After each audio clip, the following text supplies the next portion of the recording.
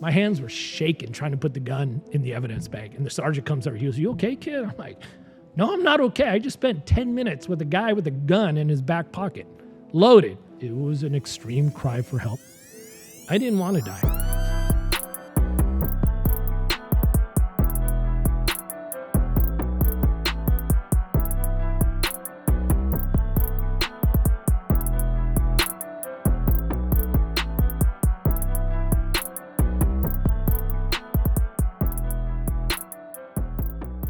Welcome to Internal Affairs Police Podcast. The IA guy here.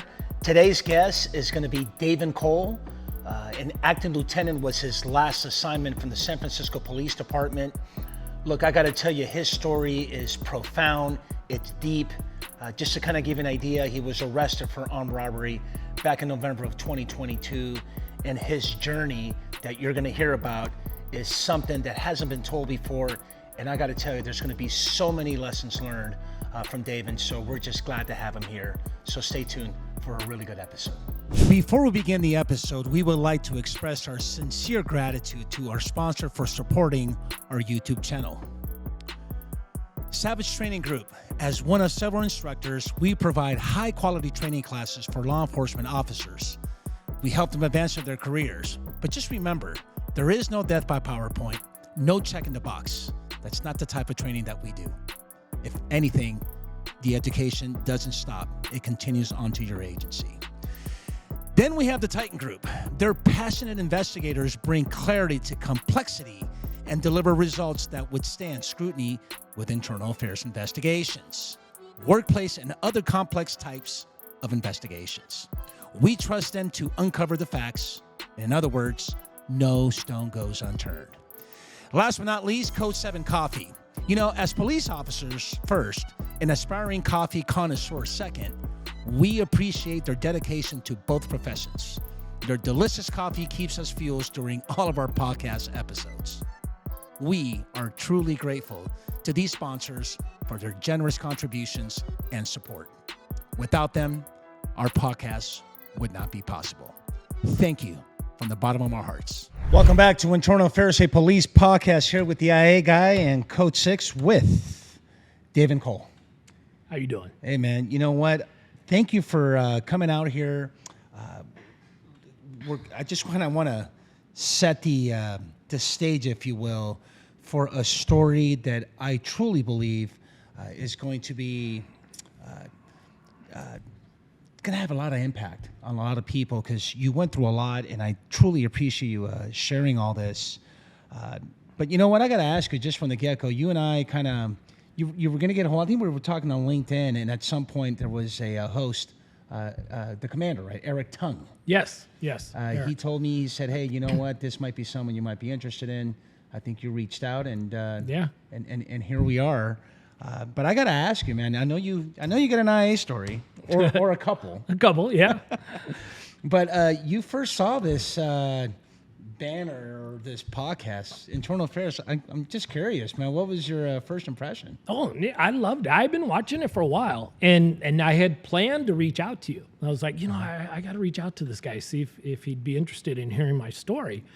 And then Eric connects us and says, hey, I think you two should talk. I think you guys might want to get together. And it's like, oh, perfect timing. And yeah. Do you think it's kind of bold, though, to have like internal affairs? Because some people, I mean, you know how it is. The culture is, what are we? We're evil. Yeah. You're the bad guys. The rat squad. Oh, yeah. Et cetera, et cetera. And I've been asking that lately of my guests, just to get an idea. Like you were like, what is this really all about, Well, it's funny you say that, because I had to watch it a couple. Because when I first saw the Internal Affairs, I go, really, a show about hanging cops? That's going to be kind of, who wants to watch that? But then I started watching the show. I was like, oh, no, all right, I get it. No, you got a good format. And it's something that needs to be told. Yeah, we were just talking before we started recording that it just seems as though in our culture we just don't like to talk about things that happens to us. It has such an impact, not just on us, but our families, our personal lives, and just our colleagues. And, there's a lot of young officers out there that perhaps can learn something from it. So I really, really appreciate it. So yeah, no, it's important. Good. Well, let's get to it, man. Let's go with the segment. right off the bat, on a scale of 1 to 10, 10 being the highest, why don't you rate the importance of internal affairs and why in a police department? Honestly, I think people are going to be like, what? But it's a 10. I mean, we have to be honest with ourselves that either we make mistakes or we get bad apples. I mean, it happens. We've seen it time and time again. There's just either they come in with bad intentions or somewhere down the road, they turn, and there's plenty of documentaries out there you could watch right now of how easy sometimes it is. Right, and my understanding, we'll talk about this later, whether it's this, what you're working on now is for a company that does these assessments that perhaps can give you these early indicators, whether someone, and you can correct me if I'm wrong, might not be able to keep following the main track and just kind of fall off, and it would alert command staff like maybe, there's something that we can do to prevent these particular sworn employees to get them back on the right track. Yeah, I mean that's the idea, the predictive analytics behind it. Like so, we'll talk about it later. But yeah, I think in most of the cases, these officers that get in trouble, there was probably some indicators, or there's something building up to it.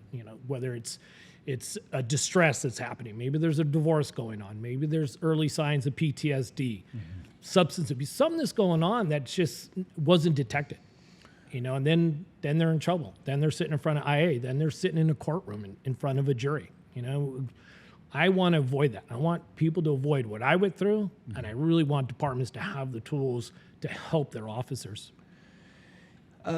If there is one thing, or maybe a couple, that you would want an internal affairs investigator to know, what would that be? Keep an open mind. Don't only look at whatever the offense is. Okay.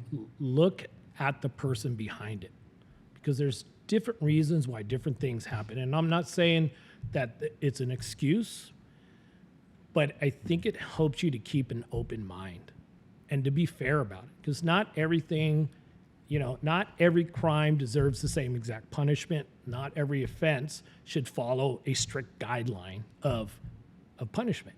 And there's, the word holistic, there should be a more holistic approach.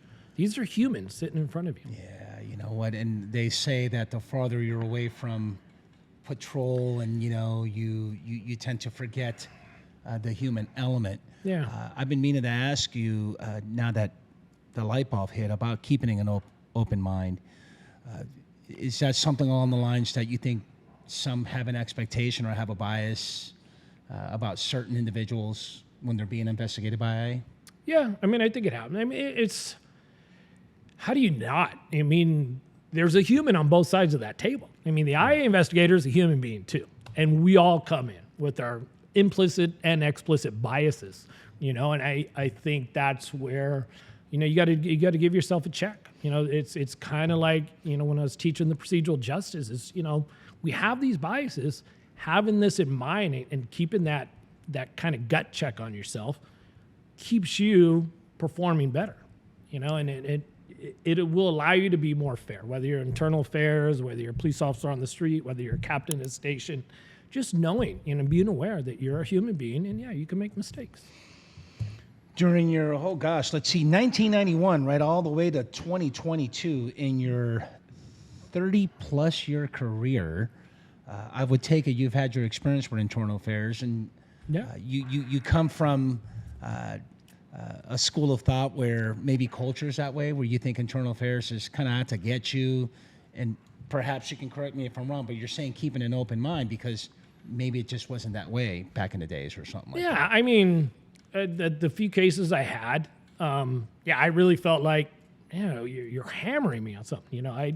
My first IA beef, I missed traffic court on a case that got dismissed. And the IA investigator was like, 2-day suspension. And I was just off of probation. I'm like, I've never been a 2-day suspension. And we go to a chief's hearing, and this IA sergeant, every time my POA attorney would say, why do you recommend a 2-day suspension? Because it falls within the guideline for this offense.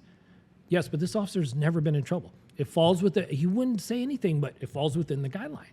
So I was really like, that was my impression. I go, well, I guess that's how internal affairs is. They don't care. They want to check the box that they got you the 2-day suspension, that, they get a toaster at the end of the month because they got 5 suspensions that month. I just, that was my opinion back then. And it wasn't until I came up the ranks and I became a sergeant and then the acting lieutenant, you start to have a better understanding. Like, no, that's not the case. And different investigators. Yeah, I'm willing to bet that probably who didn't miss court. Yeah, oh, never missed court again. True, but also, FTA, right? Failed to appear. Yeah. I bet you there's probably... Here's the interesting part. This is what I'm getting with this, is that there might have been another colleague of yours that got an FTA and probably didn't take a 2-day suspension. Yeah. That's the nature of the beast here. It's like you try to be fair and try to keep an open mind. Yeah. But at the same time, well, how can you do that when I'm getting a 2-day and the next thing you hear, one of your colleagues, well, wait a minute, I got a 2-day, but you just got like what we call paper penalty, like an official reprimand or something. Well, I think that's probably the biggest complaint that I heard in my career was the lack of consistency in punishment. Now, mine did get kicked down to a written reprimand. Okay. So the chief was like, give this kid a written reprimand. Let's not start his career out with a 2-day suspension. But again, I no doubt there was other people before and after me that had FTAs and didn't get a recommendation for suspension. Right. But I also know people that have been given a 5-day suspension and the very next person was getting a written reprimand. Both the same record, no prior. Yeah. So that, I think, is probably, if you talk to most cops, they'll say, there's no consistency in it. Yeah, no, totally. Well, thanks for sharing that. Let's go with, that's my favorite part right here. Trip down memory lane, man.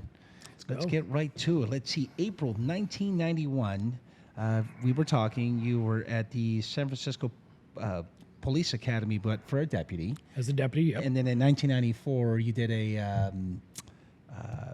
kind of like a modified academy because you went into the police department, right?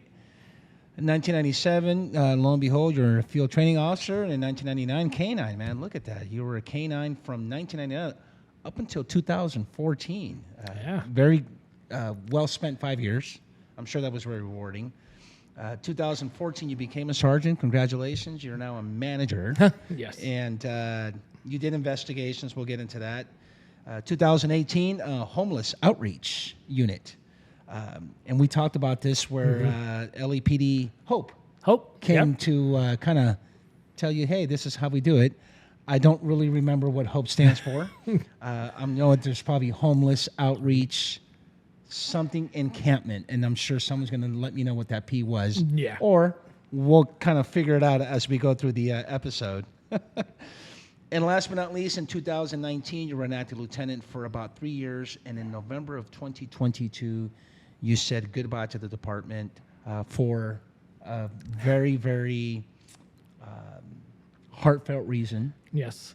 Which we're going to learn a lot about. So I got to ask you, take me back to the academy in 1991. What was that like? Oh, well, up in San Francisco in the sheriff's department, I'm not sure if it's similar down here, but you don't go to the academy right away. Okay. So, I worked in the jails for about 1.5 years. Okay. No police powers, couldn't carry a gun off duty. No, yeah. Really? Okay. Yeah, my brother was already in. I really wanted to go to the police department, but they weren't hiring. And my brother's like, hey, just, join the sheriff's department. You might like it. So I did that, worked the jails for 2 years, and then transferred to the hospital division. So worked out of the general hospital on the jail ward. Did that for my last 2 years until my name came up for the police department. But, I learned a lot. There were several deputies that came over to the PD when I did, and we kind of all got the same feedback. You learn a lot. Work with inmates. You really learn when you're locked in there with these men and women, you learn to talk to people and you have a different view. Right. Because perspective. Your perspective's different. I'm not saying these were the best people, but they also are not the worst people. Some people are just there because they made bad decisions or they have bad lives, but you learn not to judge people.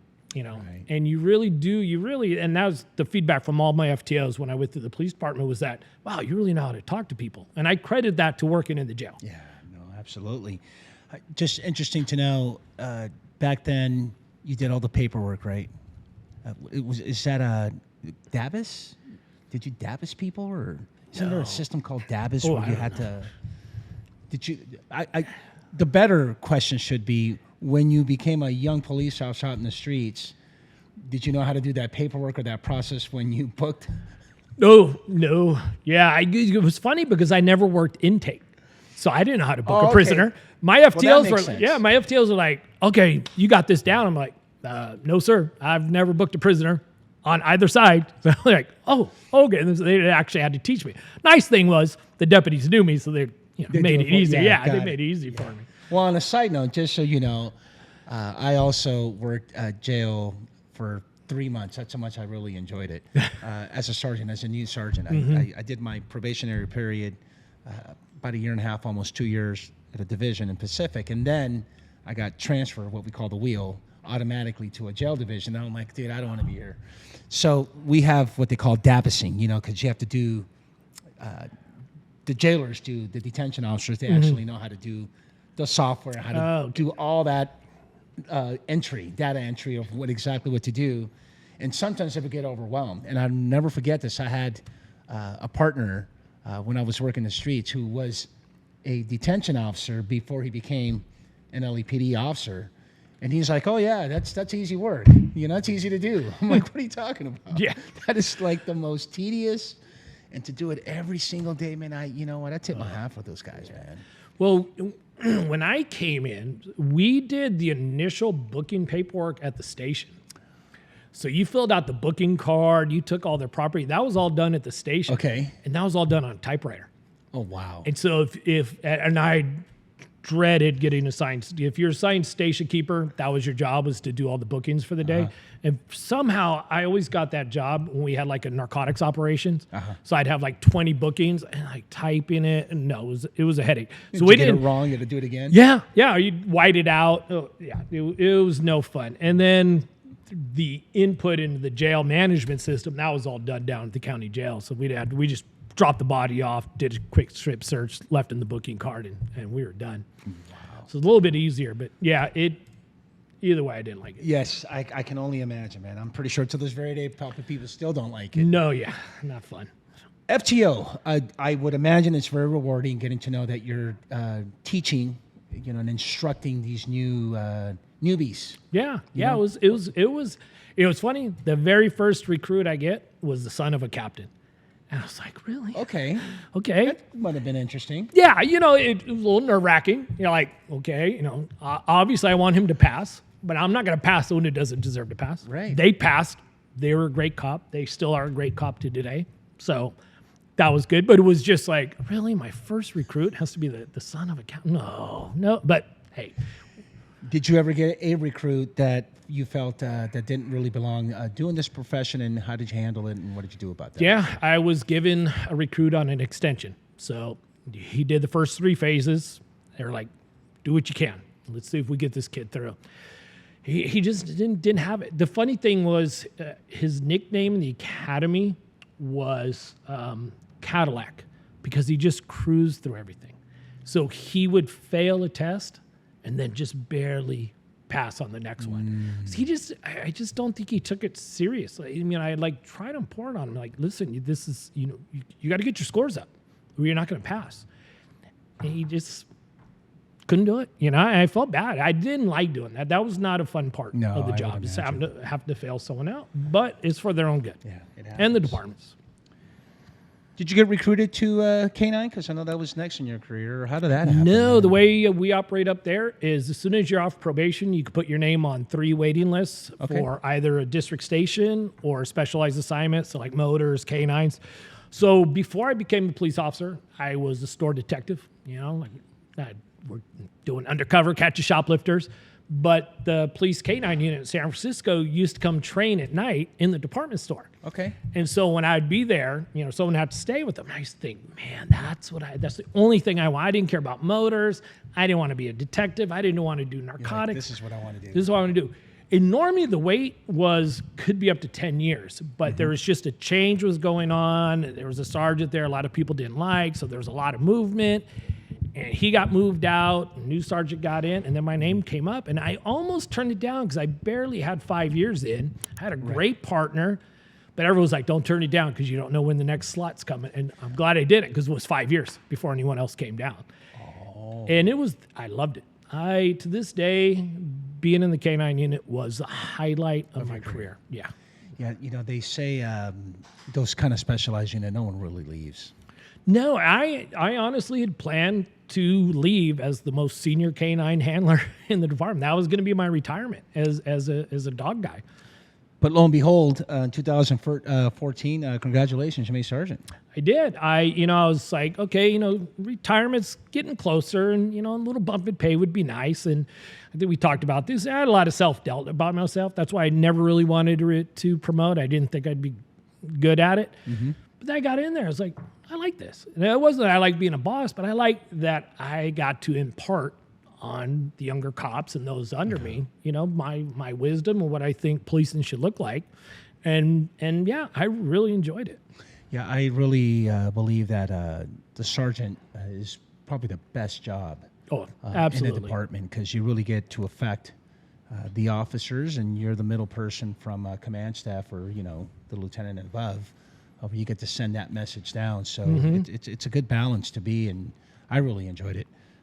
And so did you. You did that for quite some time. I did know you shared with me you did a 1-year investigation. What kind of investigations did you do? So it was a transition time. So we used to have a separate rank of inspector. That's what we called our detectives, inspectors. Okay. But a couple of years before my promotion, they combined the rank of sergeant and inspector. The drawback to that is once you got promoted, you're at the will of the department. Okay. So you may not be a patrol supervisor. And in my case, the station I got assigned to was a very busy it was a busy station where the investigators were, so they got a lot of cases. Mm-hmm. So the senior sergeants didn't want to be investigators. So all the new sergeants ended up in investigations. So I got up there never having done an investigation my whole career. And it was a learning curve.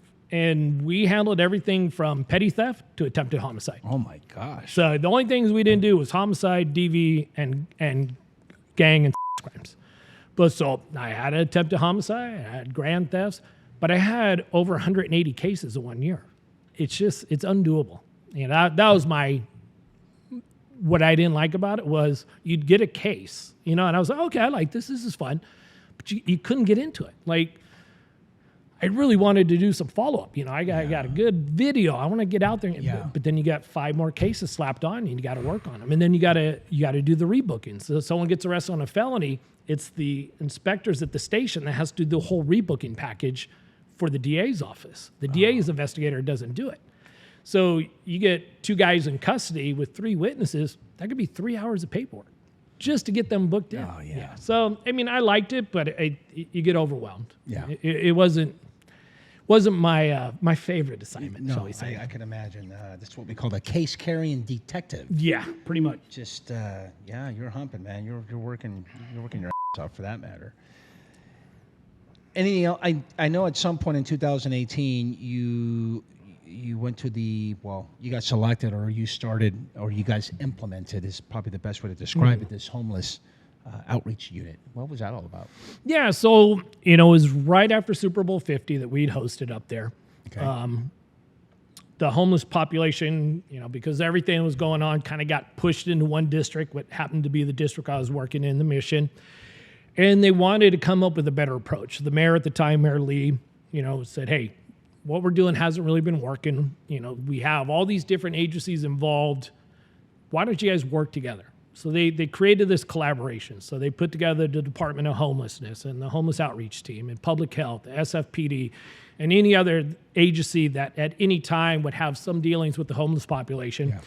We created, like a command post based on the ICI model. And so the idea was that in this one room at our Department of Emergency Operations, so down our dispatch center, they had their own room, and everybody had a body there. So there was someone there from Public Health. There was someone there from the police department. Initially we just started out with 6. And it was so successful in our district, they wanted it citywide. And so that's when we called it HSOC, the Homeless Healthy Streets Operations Center. Okay. And Hope, they were modeled off for each other. So we went down there and they came up to San Francisco to see how we did things, to kind of compare things. But it was a great model, because what was happening is we would go out there and say, hey, you know, I want to go to a shelter. We called them navigation centers. So we'd call the homeless outreach team, say, hey, you know, John here wants to go. Can you come pick him up? And we'd come by the next day. John would be there and like, hey, what happened? Oh, they never came. And we'd call down there and they're like, oh yeah, we came, but he wasn't there. So there was this disconnect. And it was constantly happening. So having us go out as a group. So we actually had teams. So we would go out in advance to an area that was heavy, and we had like kind of like Skid Row down here. We had like 3-4 straight blocks of tent to tent to tent. So we do a week of outreach. You know, so the homeless outreach and public health, they would go out there and, okay, you know, what services do you need? What's the best navigation or shelter for you? And then after everyone who accepted the services went, we'd come back out and we would do the enforcement. But it really wasn't, we weren't arresting people. We weren't giving tickets. We were just kind of there like, listen, you've been offered the services. You can still get the services, but if you don't, we will have to take some type of action. And as you know, I would have to go to every community meeting throughout the city, and I never got yelled at more in my career because the people were upset. People were upset that we weren't moving them, and people were upset that we were moving them. But I would tell people is that, listen, we led with the service and compassion first model, even in the uniform. And even the civilians initially didn't want us there. And they would say, hey, Sergeant, can you have your officers just park down the block while we're doing the outreach? Yeah. Whatever you want. We're here to work together. That's fine. Then as they started to see my officers speak to the people who are homeless and saw the compassion and the understanding, they're like, oh, can they come up? Because they have a relationship with John. Can they help us with John? Yeah. And then it just became, can you guys just be with us all the time? And then, of course, you know, you have the ones that get violent and they wanted the police there. But it was the building up of these relationships. And it got to the point that I would get calls at home at 3 a.m. from some sergeant or lieutenant to say, hey, we got this person. We've been trying to get them in a shelter. Can you help us out? I'm like, yeah, hold on. And I could call someone else at 3 a.m. and be like, hey, these guys here, can they bring them down to your shelter? Yeah, bring them down. So it was a great model, and it worked well.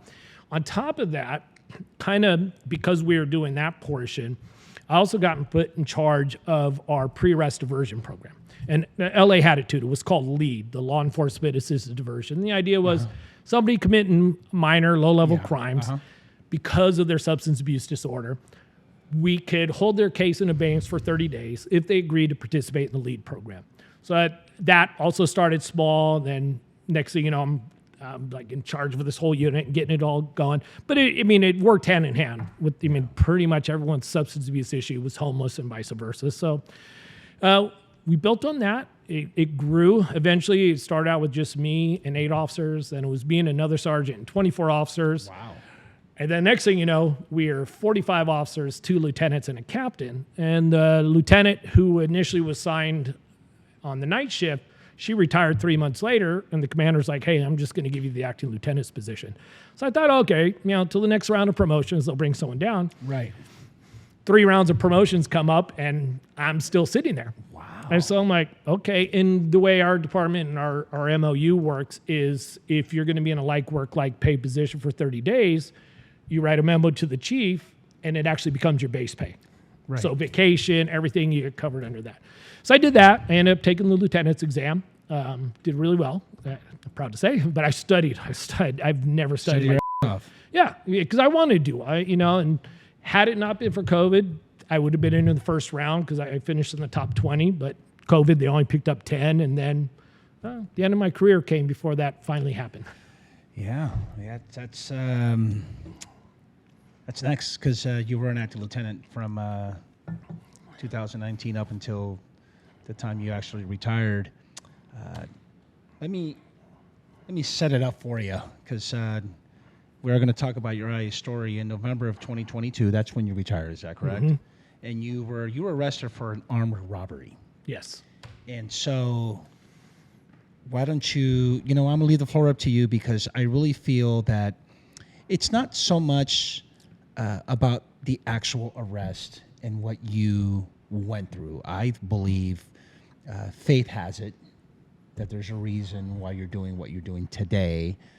And part of that journey to get to where you are today, it seems as though, and you can correct me if I'm wrong, that this kind of had to happen. Yeah. And so, let's get to it and tell me what happened, man. Yeah. Well, it goes back. I mean, it just goes back over my whole career.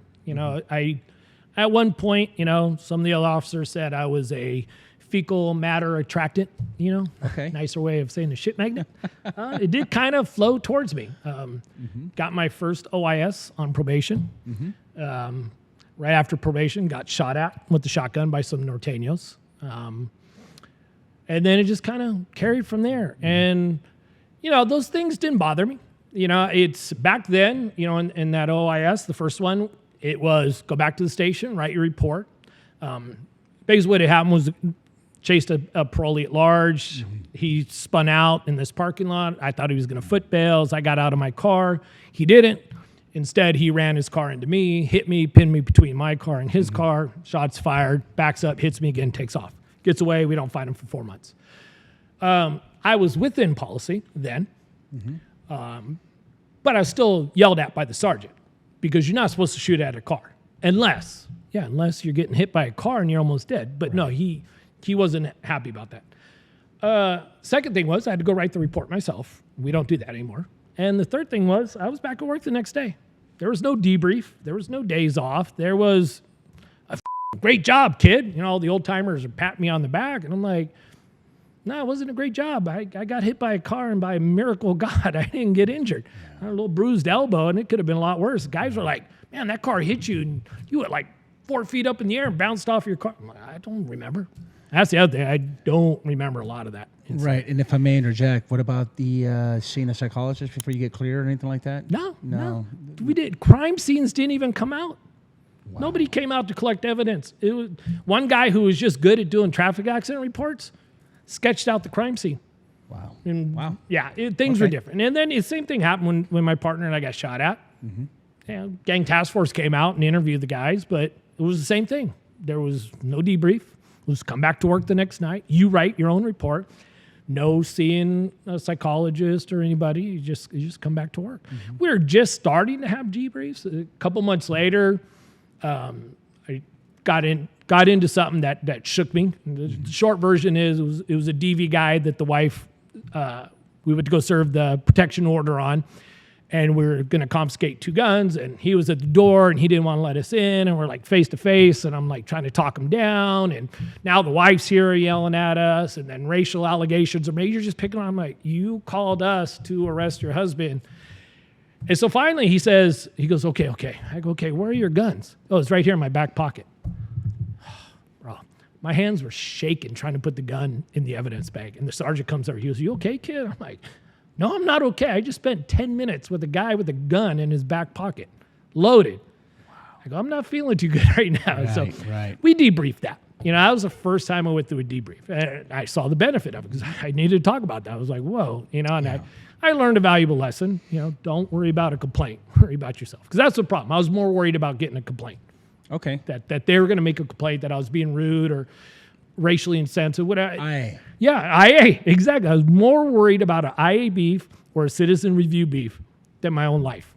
Wow. Fast forward, I get down to the K-9 unit. Unfortunately, 5 years in, we lose our sergeant, who's the trainer. 42 years old, dies of a massive heart attack during training. That took a lot.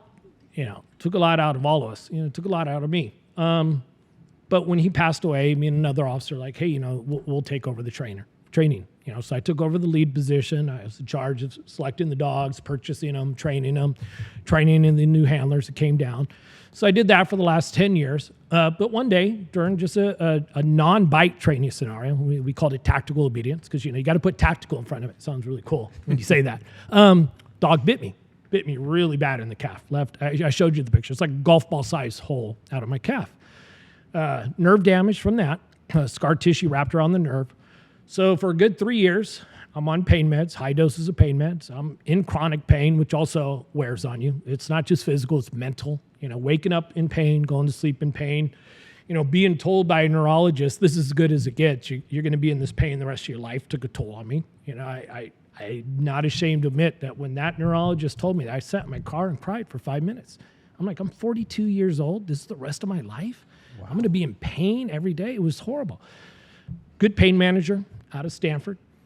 She got me into some surgeons who had started to develop a surgery to help repair the nerve damage. They went in after 3 years. They cleaned out the scar tissue. Pain, 90% of the pain was gone. Like that. I was so happy. So, I hugged that doctor so tight. She was like, oh, this is happening. Yes, it is. You don't know. This is like great. Pain man. I was after 3 years. Wow. 3 years of that. And I was on 12 Norcos a day, every day. Except at work, I had that 8-hour window. So, that was our rules. You couldn't take the pill 8 hours before work. So most days were fine. Days where the pain came, I was still in the dog unit at that time. I would just say, hey, Sarge, I got to. So he'd put me admin the rest of the shift, no gun belt, no radio, just sit in the office doing his paperwork. I'd be fine.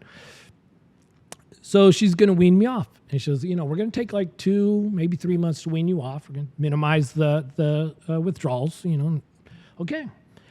And as I get down to 1 or 2 pills a day, I'm thinking, damn, I missed this.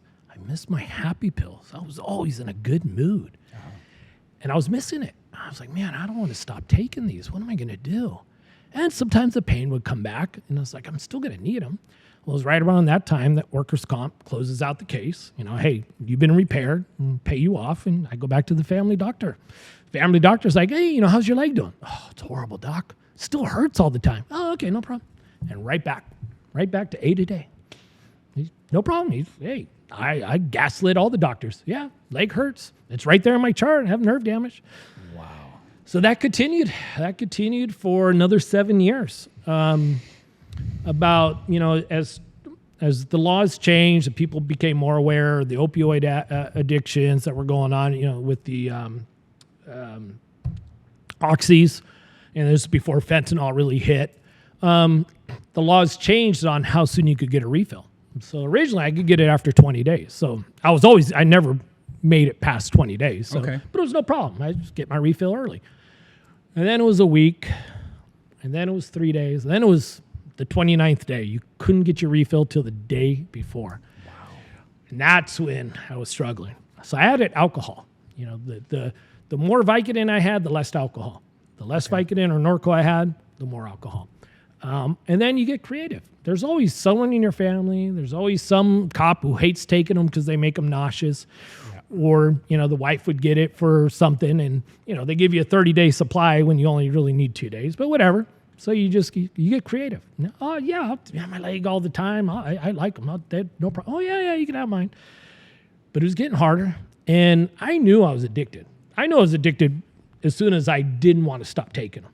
Okay. But, as an addict, you make up these things, the functioning addict, one of the worst misnomers out there. I'm a functioning addict. Yeah. I go to work. I don't drink at work. Yeah. I don't take the pills at work.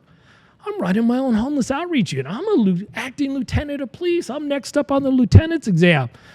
I'm doing great. Yeah. I'm taking care of my family. I'm going to my daughter's cheers. I'm an addict, but I'm functioning. I don't drive and drink because I drink at home. I drink in my room by myself. All lies, But you want to justify it in your head. But the depression was coming. And that was the thing. My life was great. And I would sit there like, why do I do this? Me and my wife have a great marriage. My kids are doing great. My career is kind of at the peak of my career. I was very well respected in the department. I was working directly with the board of supervisors in the mayor's office. But I'm sitting there like, why am I doing this? I couldn't figure it out. And then as part of that pre-arrest diversion program, I was going out and sometimes spending 3 or 4 days talking to the same person, like, hey, you need to get off the drugs, and we got this program, and it's going to get you healthy and clean. But then I'd go home and look at myself in the mirror and go, fudge, you can't even talk yourself out of it. Yeah. You talked a great game. You got this guy into a program, and you can't do it to yourself. Mm. And then, the depression, you just start hating yourself. Then I was like, okay, I'll stop the alcohol. And if I could stop the alcohol, stop the pills. Could never make it more than a week or two. I made it 30 days once, but then I went right back. So then I was like, I'm never going to be able to stop. I'm stuck, and I don't want to live like this anymore. Right. This is my wife knew I was drinking, and she was asking me to stop. She suspected the pills. She would find the bottles every once in a while, and I'd gaslight her like, oh, yeah, the leg was bothering me, so I just asked for a refill last week. She was, But then I was like, I don't want to live anymore. I don't want to do this anymore. And I started having these suicidal ideations. And my wife would tell me when I would get drunk, I would say it. I'd tell her, I want to die. I want to kill myself. And she was scared I was going to do it. And I was scared I was going to do it. But I kept saying, I can't do that to my family. Because I know kids of parents that commit suicide have a much higher rate. And I wasn't going to do that to them. But then it became, I won't let them know I'm going to commit suicide. I'm going to drive my car off of a cliff. I know the exact spot because there's an area that's called Devil's Slide, and if cars crash there, 300 foot, they're done. So I was thinking that's what I could do. I'll just drive off the cliff. But I'd wake up sober the next day. I'm like, no, you're not going to do that. You're good. You're good. And fast forward, November of 2022, I'm at work.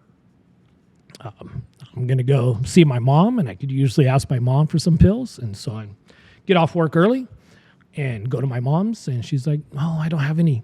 I was like, okay. As I'm driving home, I'm like, wait a minute, I got one pill left. I'm 10 days away from a refill, and I'm leaving to Mexico in 3 days on a family vacation / wedding.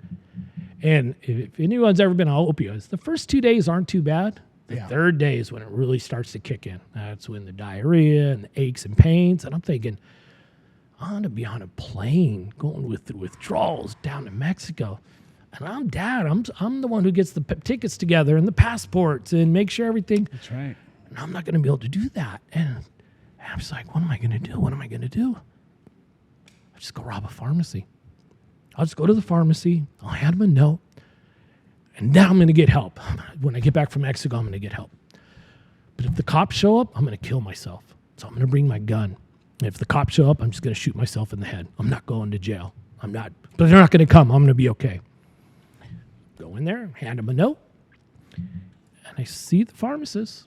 She picks up the phone. I see her on 911. I see her giving my description. I can see her going, white, male, gray hoodie. And I just stand there. Like, I should have left. Right at that point, I should have been gone because they were delaying as long as they could.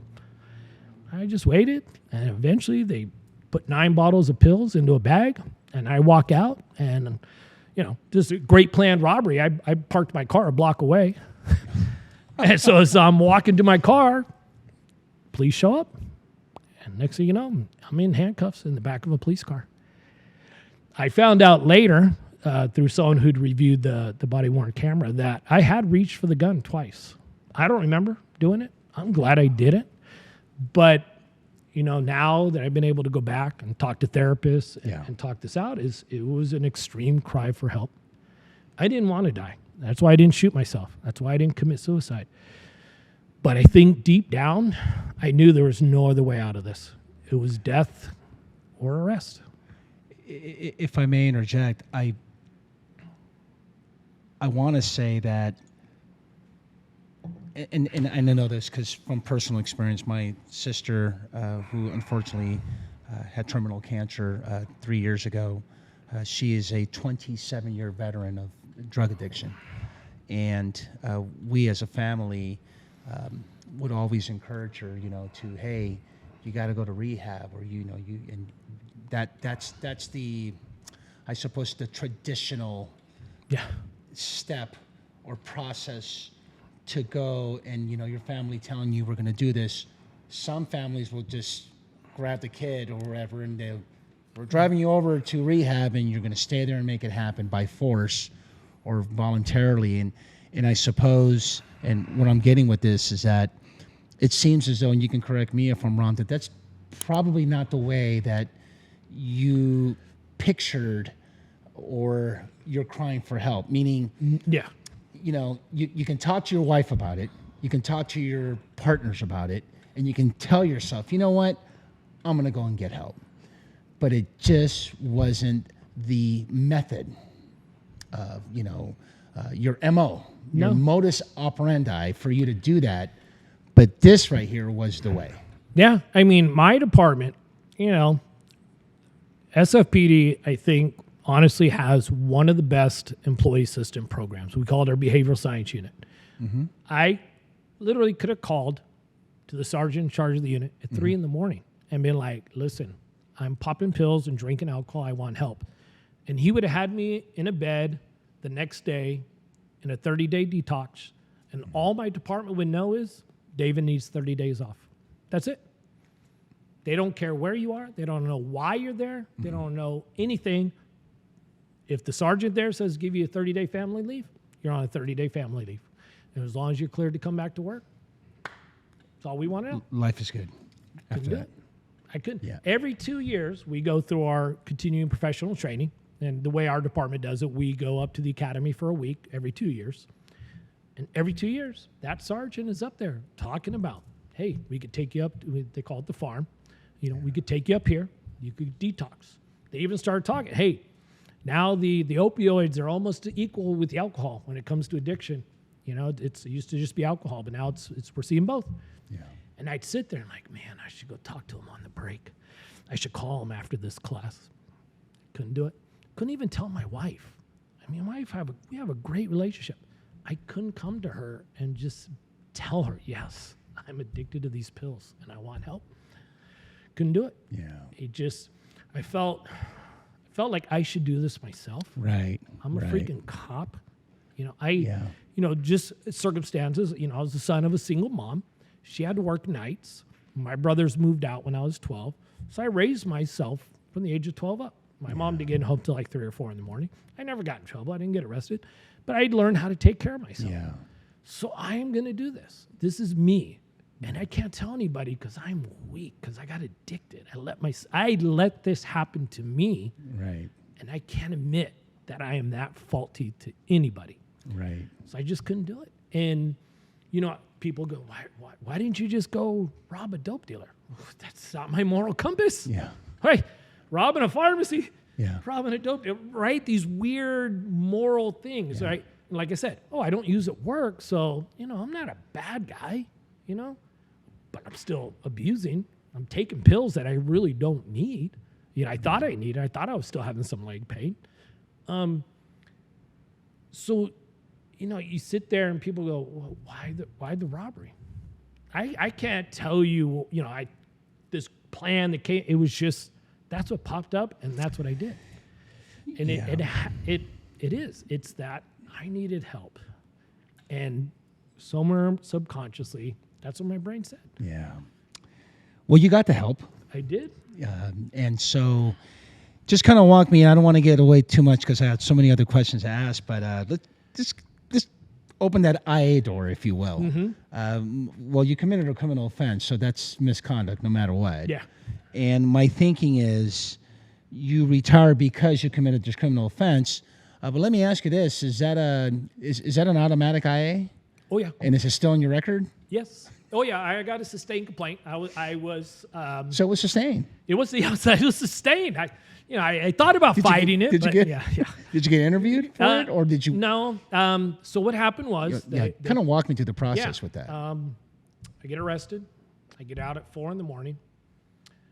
By 7 a.m, a union rep is calling me. Hey, we got BSU coming to your house. Okay. Here's 3 attorneys we recommend. This is one you need, and you need to go to rehab. Okay. Okay. A good friend of mine and 2 other guys from our behavioral science unit show up at my house at 9 o'clock. They stayed there until 11 o'clock at night. They didn't even want to leave. They're like, we'll just stay here all night. I'm like, no, I need, because they're like, tomorrow you're going up to the farm. You're going to rehab tomorrow. Okay. Stupid me. I'm like, no, I have to go to Mexico in 3 days. They're like, no, you're not going to Mexico. You're going to rehab. You're going to detox. And IA comes that night. And I'd been in the department long enough, and I'd come up, so I knew everybody, and especially when you're in the dog unit. We're citywide, and San Francisco's not that big. We're 49 square miles, so I knew everybody everywhere. Right. So, of course, the lieutenant from IA is somebody I know, and they're having a hard time with it. I'm someone they know. They think of as a friend, and they're there to serve me, as is the sergeant. Funny thing is, we need to get a hair sample. I don't.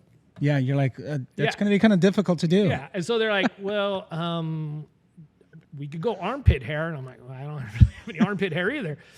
And they're like, we're kind of left with two choices, your chin and a little bit further south.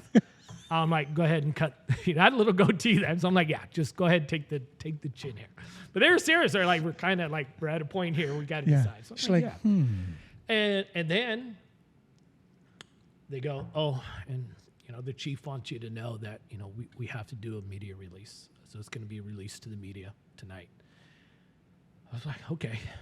And then they're like, and our crisis intervention team is on their way here to take all your guns. We're putting a red flag on you, and we're taking all your guns because you're suicidal. I was like, okay. Here they are. Here's my safe. I couldn't even remember the combination. My head was like, I'm like, trying. I finally it's here. I can't. That's the take. So they took them all. Got suspended.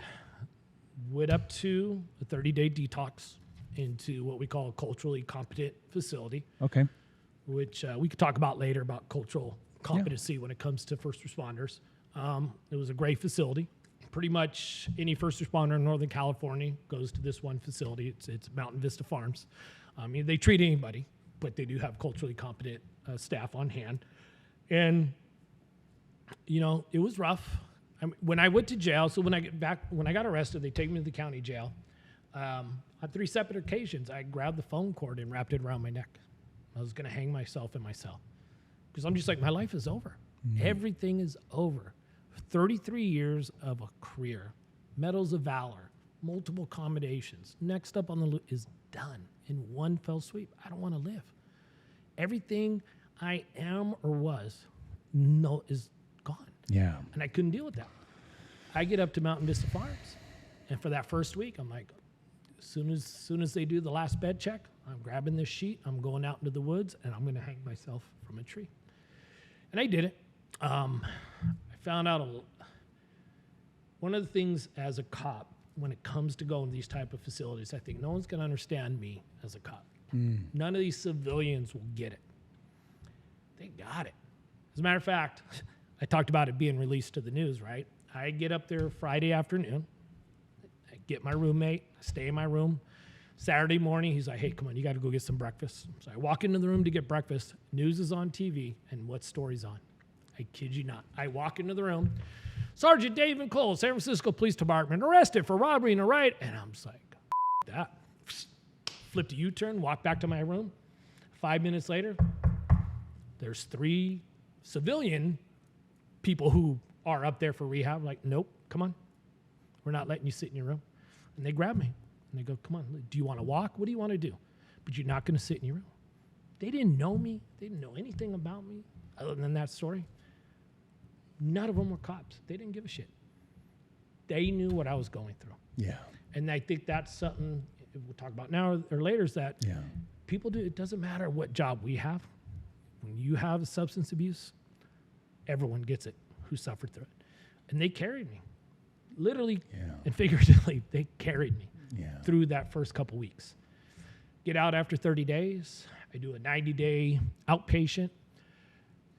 But now, while I'm in rehab, my department wanted to cover me for the 30 days. Like I said, they wanted to give me 30 days family leave. But the city attorney overrode them. I get it. Optics, we're going to cover a guy who just robbed a bank. I get it. So I said, okay, you're going to retire. I'm like, yes, I'm going to retire. I'm like, okay, so we'll date your retirement the day after your arrest. I didn't know because I wasn't that close to retirement. It takes about 2 months to start the retirement process. Right. I didn't know this. Right. But they're like, no, we're going to expedite this. So they got the retirement board. They got everybody. Is like, they expedited. They did it in a week and a half. They got all my paperwork done. They wanted to make sure that it was done. I do the retirement. And you talk about the IA thing about, they never interviewed me. Not that it would have mattered. I think because I was already retired. So can you now interview me now I'm retired? I wouldn't know how that works. But if I may interject, does the process though, did it stop or were they going to? Did you get charged? Did they fire you? Or it gets so about 5 months after, I get a certified letter in the mail, and I open it up, and there's all the list of charges: conduct unbecoming. I can't remember. There's like 5 charges. Okay. All charges are sustained, and if I want to appeal it, I can. No, but okay. So that was one of the first, like, oh, God. Yeah. But I knew it. I knew it was going to come. I mean, my POA rep and the attorney said, you know, they're still going to follow through this. It's funny, I found out that can happen because for a short time, I was the acting sergeant of the K-9 unit for 6 months. And we had a member damage a patrol car 2 days before he retired and had only called me to say, hey, there's some new damage to my car. I'm taking it to the shop. Okay. It didn't go into the details. And I don't come back to work till the day after this person's retired. And I get a call from the lieutenant. He goes, hey, do you have the accident paperwork on that car? And I'm like, what accident? I don't know what you're talking about. He's like, yeah, so-and-so got in an accident. So I'm digging through the paperwork, and there's just a memo and nothing else. Now, I don't know how it is down here, but if you get an officer-involved accident, sergeant has to come out to the scene. There has to be an accident investigation. Yeah, well, you got to call it to traffic unit. And this was happened out of town because we got take-home cars. Oh, gosh. And all it says, and when he got back to work, someone told him, hey, you were supposed to do all this. You need to make a report with the department in the city where this happened. So there's a case number there. So I call up to this department. I say, hey, I got this case number. I need a copy of this report. And they're like, oh, that's not a report. That's a CAD number. Well, no report was made? No. So I had to go up there. I had to get a police report. And then the lieutenant's like, hey, you got to do a whole write-up on him. You got to write him up. I was like, really? He's retired. And they go, yeah, you still got to do everything. And then you got to sustain it from your level. Okay, so that's when I found out, yes, even if you're retired, you could get a sustained complaint. And so you're right. So you can adjudicate it, but you cannot impose penalty. Would that be fair to say? Yeah, that'd be fair to say. Because you're retired. Yeah. What are they gonna? Yeah, it's not something they could go after a pension for. Wow. So yeah, I got the sustained complaint. He said I was, they did what they had to do. Right. They had to come out. They had to suspend me. They had to paperwork. I'm not allowed to go to any police station without the permission of the chief. I'm suspended without pay. Everything that needed to be done. Took my badge, took my gun. Had to give them the combination of my locker. They went in. They took out all the department equipment, and that was that. And like I said, that was that hurt to see that. Like I said, the only sustained complaint I had in my whole career was that missed court. I had FTA, one, bro. That was it. It'll get you. I had one sustained civilian complaint that got overrode by unanimous decision by our police commission. I don't think it would happen now with this current police commission, but back then they were more fair, and they saw the obvious differences in all the stories of the witnesses in that case. That was it. Unblemished record. And it ends on an arrest and a sustained complaints. Wow. It's the end of my career. David, let me ask you this, though. Do you feel as though this 33-year career and about that one blemish, which is this incident, sort of kind of defines you, but yet you're doing work to ensure that, that no one goes through, because we are talking, and I know we talked about this before we started recording about PTSD. And I also wanted to ask you also in terms of pill popping, if you will, is that something that happens a lot that you've discovered since your journey through all this? Or yeah, I've met several officers throughout the country now who had addictions to pain meds that ended their career. Most not quite as dramatic as the way I did. Right. We've had members of our department arrested because of their drug addiction. Kind of similar circumstances as mine. So yeah, it has become more prevalent. We like first responders, like military, we get hurt. We get our bumps and bruises just for the nature of our work, and they still kind of throw the pain meds at you. And listen, I'm not against pain meds. Those first 3 years, I needed them. I mean, that was chronic pain. I could not have gone to work. I could not have gone a day without the pain. The pain was bad. I mean, it would go up my leg, up my neck, down my arm. I mean, some days were so bad, like I just couldn't move because it hurt so much. So I would never be one to say, oh no, we should, stop pain meds. Yeah, there probably should be. I don't blame the doctors. I know a lot of people say, hey, the medical did. I gaslighted my doctors. And I've since apologized to them. I've gone back to my doctor like, I'm really sorry I did this to you because it's not fair. It wasn't fair to them. They thought they were taking care of their patient. They did what they were supposed to do. Right. Now, has there been overprescribing of pain meds? Yes, absolutely. Has there been issues with the pharmaceuticals and encouraging doctors? Yeah, and it's not just with pain meds. I mean, just it's kind of the nature of the medical industry is the more medicines you give out, you kind of get rewarded by the pharmaceuticals. That's a different issue. Yeah. But back to the first responders, I think, and I would guess it's probably even with the alcohol right now as far as substance abuse. Because it's so easy to just go to the doctor and go, hey, I twisted my back. You know, people ask me, why didn't you just go doctor shopping? I don't know. Maybe I should have. Maybe, but they're stricter now. Now they swipe your ID every time you pick up opioids, so it's a little bit harder to go to 3 different doctors and 3 different pharmacies. You know, they track it, which I'm glad they do because that's exactly what most people do. They start doctor shopping. I thought about getting them on Craigslist. But this was when fentanyl was starting to be an issue. And I was scared. Like, oh my God, what if I get fentanyl by accident? You know, I probably could have done that and I had fentanyl test strips. We had them at work. I get a test of my own. Right. And, if it's fentanyl, I'll just cut it in half. I mean, it's an opioid. I just take less because it's stronger. But yeah, I think it's an issue, and it's an issue that's not talked about. The last study I read as far as substance abuse is about 35% of first responders have substance abuse disorder. Wow. I would say that's probably a little higher just because that's based on self-reporting. And so, So you don't know we don't know. the situations like yourselves. Right. The other thing that and you mentioned the PTSD, I did not know I had PTSD. Actually, what I have is what they call CPTSD. It's complex post-traumatic stress disorder or cumulative. And so it doesn't manifest like regular PTSD. So the normal way people are diagnosed with PTSD, it's usually from a single incident or maybe 1 or 2. They have reoccurring nightmares, flashbacks, they're hypervigilant. And so it manifests in a more, I want to say obvious way, but a way that's easier to diagnose. With the complex of the cumulative, it's a buildup. It's a buildup of those 2 officer-involved shootings. It's a buildup of the chronic pain. It's a buildup of raising myself from the age of 12. It's seeing the crime scenes that we see. It's dealing with the children that we've had to deal with.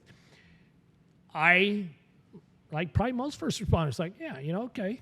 I could see this horrible crime scene and walk out and be like, I can handle this. Yeah.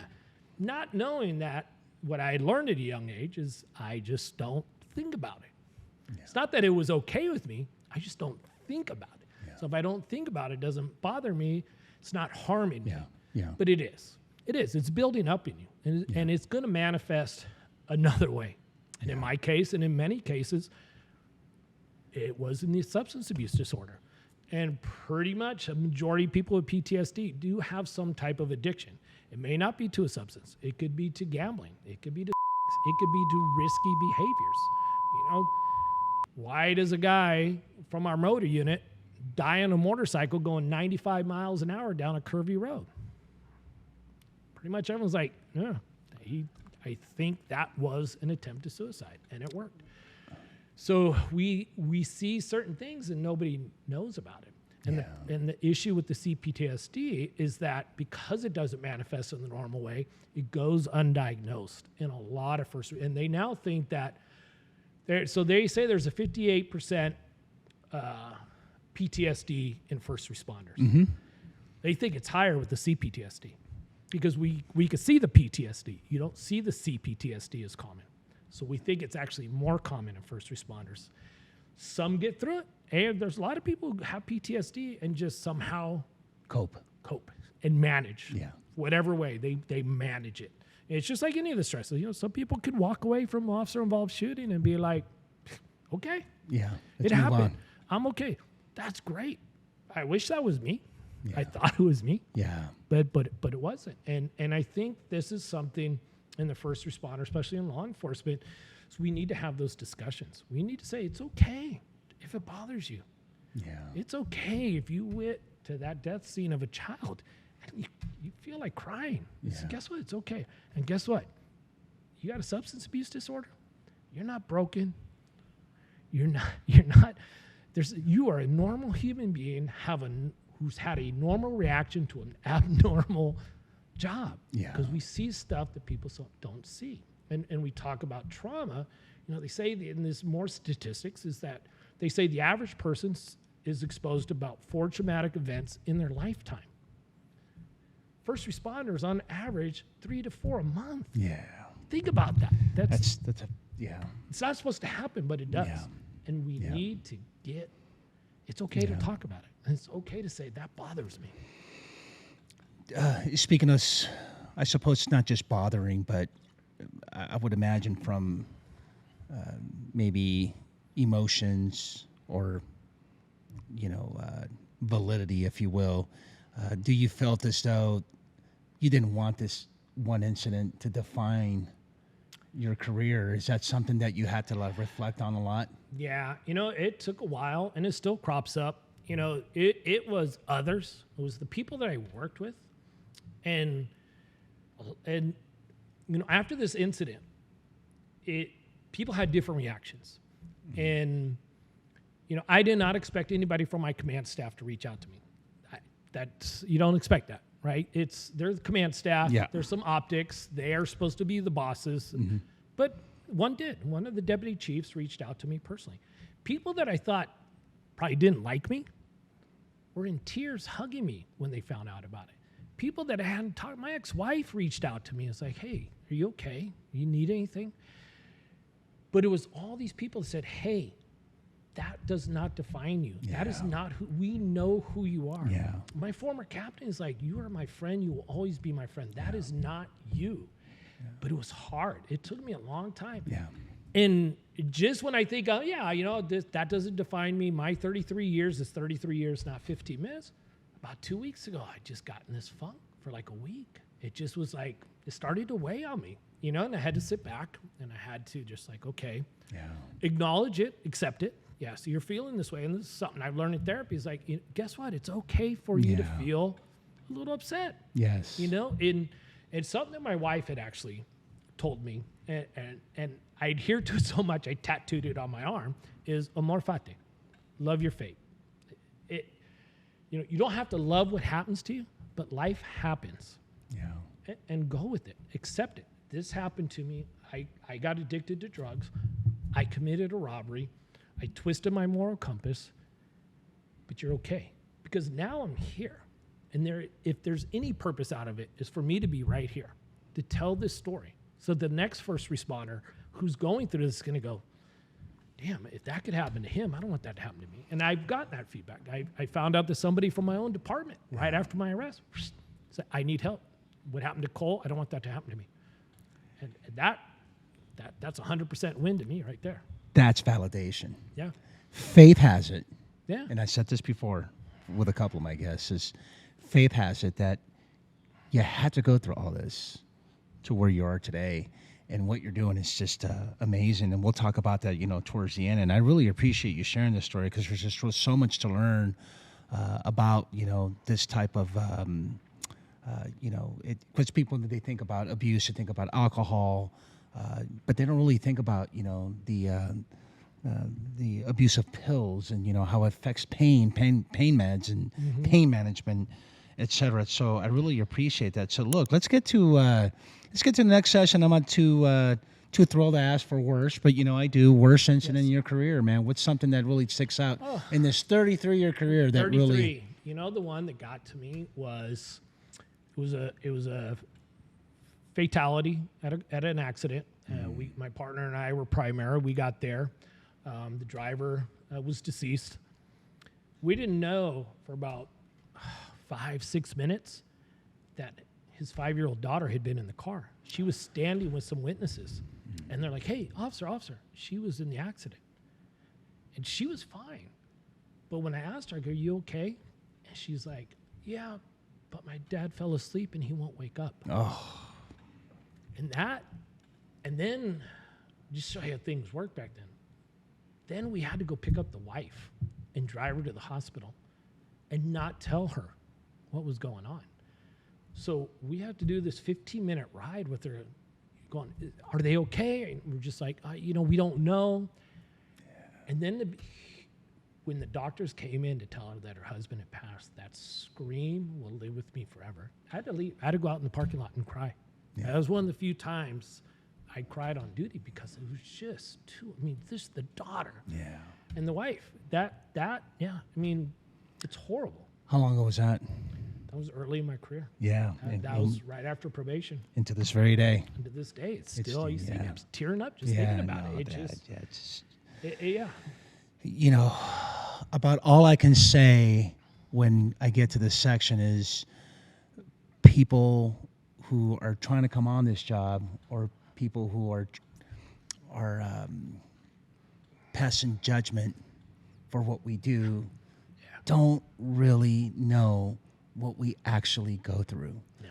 And which is one of several reasons why I decided, besides the title, Internal Affairs, is to really get a message out and, you know, be the voice to, look, man, something that happened 30-something years ago to this very day sticks with me. I have an incident that will stick with me from 2001. That's 23 years ago. To this very day, I wake up and I think about it. Unless someone asks me, I won't talk. So I really appreciate that. But now we turn it and give me something good, man. Give me something that you just went like, you know what? Yeah.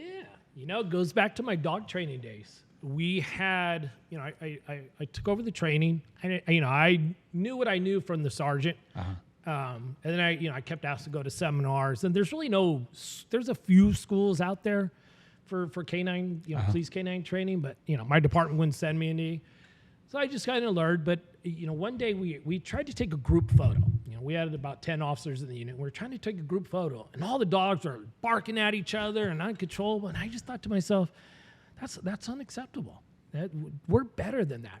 So I spent the next few months just really working on this obedience, some tactical obedience still. Okay. But there was a day, and we just happened to have a guy who'd been training dogs for a long time coming down.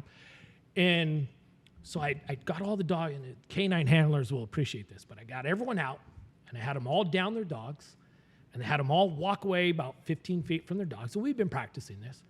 But then I said, everybody change positions. And they're all looking at me like, trust me, we've been doing that. So I had everybody move. Nobody was standing in front of their dog. And they said, one by one, call your dog. And every dog went to there. And I was already feeling good, but then this guy who's been training dogs for like 20 years, he's like, Davin, that was impressive. And I just felt like, and then I told the team, I go, we can do this. We're better than this. Right. Look what we did in a couple months. And to me, that was like a feather in my own cap. I felt so that's like proud. And it wasn't just me. It was a team effort. You didn't think it was going to work. I was even deep down. I mean, we'd done the recall straight in front. And we could practice that. But I was like, this has the potential to go bad. It does have the potential. But it worked great. And it's just that compliment. So That's for me, I was like, that's awesome. That was great. Dude. Yeah. I loved it. Training dogs, man. That's awesome. Well, look, we're almost at the end. Talk to me, man. What do we do? What are we doing now? What's on the horizon?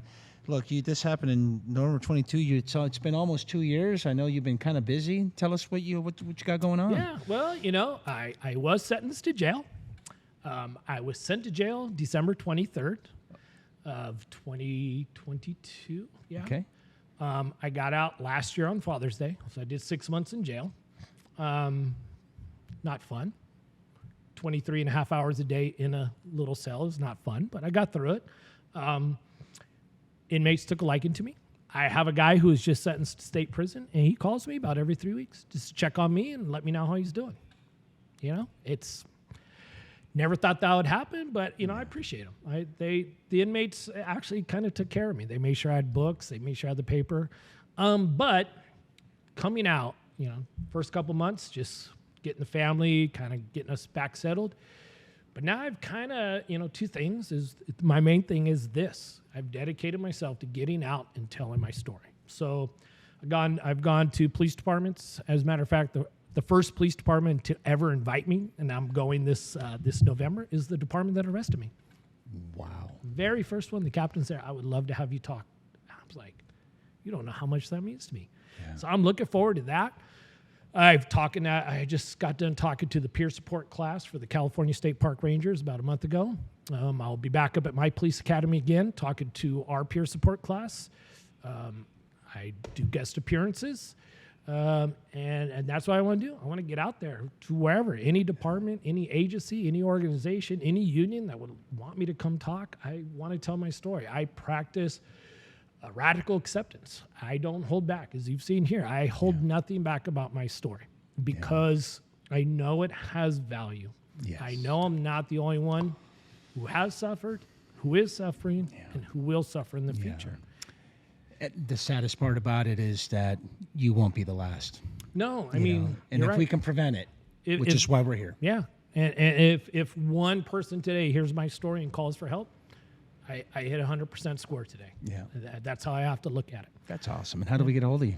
Well, the easiest way is you get me on LinkedIn, Davin Cole, or you could just reach out to me. Contact Davin Cole at Gmail is the best way.